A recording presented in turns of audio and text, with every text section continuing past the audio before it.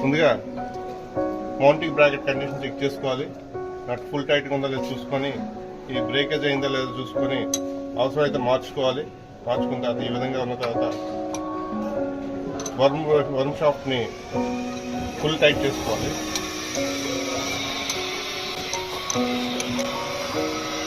ఈ విధంగా wheel full tight అయిన తర్వాత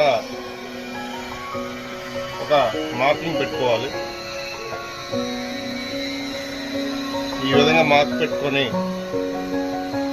యాంటీ క్లాక్ వైజ్లో ఫుల్ రౌండ్ రూట్ చేసుకోవాలి.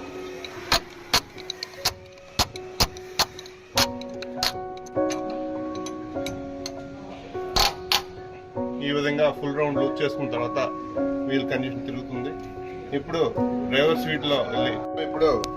సీట్లో కూర్చొని బ్రేక్లు అప్లై చేసుకోవాలి.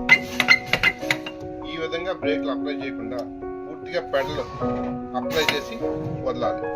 ఈ విధంగా 40 సార్లు ఎయిర్ గేజ్ 6కు మించి తగ్గకుండా స్టార్ట్ చేసుకొని ఎయిర్ ఎక్కించుకుంటూ బ్రేక్ ఫుల్గా అప్లై చేసుకోవాలి.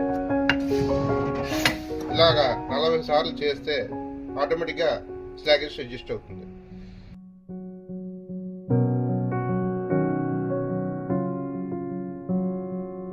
ముందు విధంగా 40 సార్లు బ్రేక్ అప్లై చేసిన తర్వాత ఈ విధంగా వర్మ్ తాలూకా షాఫ్ట్ కండిషన్ ఆటోమేటిక్గా బ్రేక్ టైట్ అయింది.